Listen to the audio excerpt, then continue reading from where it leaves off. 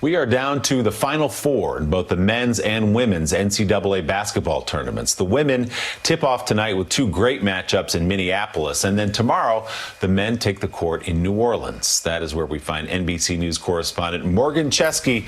Morgan, good to see you. Duke, Carolina in the Final Four. My gosh. Yeah, it's going to be a heck of a weekend here, Willie, and the Superdome really does say it all. The road ends here after a tournament that really exceeded expectations. We had the bracket busters, the emotional wins, the Cinderella stories, right? What a story for the St. Peter's Peacocks, but now we're down to those Final Four college Blue Bloods. My dad's Jayhawks taking on Villanova, UNC taking on the Duke Blue Devils, and what could potentially be, and I do emphasize potentially, Coach K's final game. Final Four weekend is finally here, with one of basketball's biggest rivalries taking center court.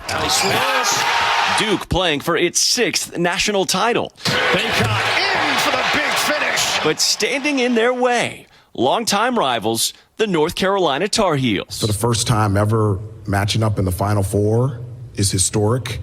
It's never happened before. And to add even more drama to this high-stakes matchup, the Blue Devils will try to extend retiring Coach K's career one more game. You can't go into the Final Four just thinking rivalry, payback, or any of those things. You got to go in, think, we want to win a championship.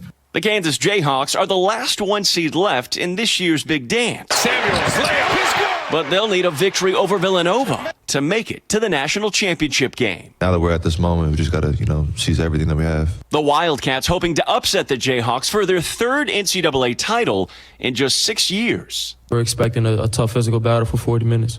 Everybody getting a piece of the action. In the women's tournament, the remaining teams are no strangers to the Final Four either. South Carolina's favored to win it all, but they'll have to get past a tough Louisville team first. We hope to make everybody proud by putting on a competitive game and an exciting game, because that's what our fans deserve.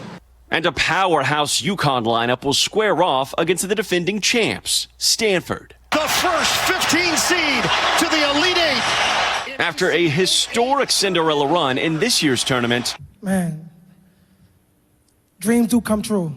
St. Peter's breakout coach Shaheen Holloway's returning home to Seton Hall as its new head coach. He played there as a point guard in college. I wouldn't be up here if it wasn't for those 15 young men right there. Stand up. Get up. Bringing his standout team to the big announcement.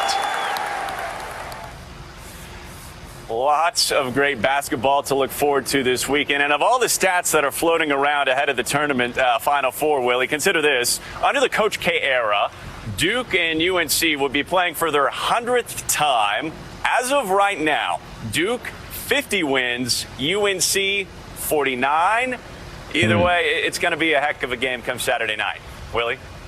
It's amazing for those fans, too, in New Orleans to get that kind of a game with the stakes that high. NBC's Morgan Chesky, we can't wait to see it. Enjoy it down there in New Orleans. Thanks so much. Jonathan Lemire, your picks for the weekend, men's and women's.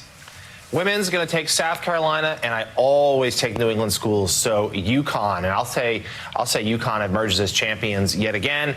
On the men's side, give me Villanova, and I have a few rules in life. Really, one of them, never pick Duke. So go UNC there. I'm going UConn. I love the UConn women's team. They've been so fun to watch this year. They're local. I'm a little biased. My daughter and I have been to some games. Going UConn and Gino all the way there. And then I'm going to go Duke. I think they do it for Coach K. He walks off into the sunset as the national champion. It's with my head, not my heart, John. We'll see you all coming up on Monday with an extended 4 hours of Morning Joe. We're going to spend the weekend watching basketball and resting up. For now, Chris Jansing picks up the coverage.